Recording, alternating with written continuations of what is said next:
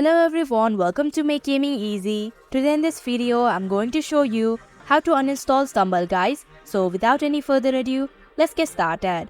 So there are 3 ways to uninstall this app. The first way is to simply tap and hold on the app. Then tap on App Info option. And here you can see the uninstall option in the bottom section of your screen. Tap on it. And if you're sure, tap on the OK button. Similarly, the next way is to go to Settings application, scroll down your screen and tap on Apps option. Here click on Manage Apps. In the search bar type in Stumble guys.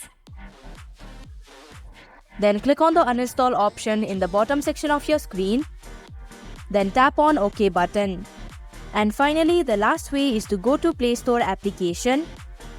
In the search bar type in Stumble guys.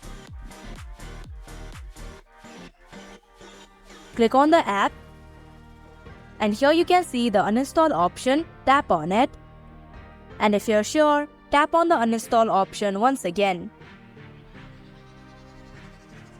So that is how you can uninstall Stumble guys application.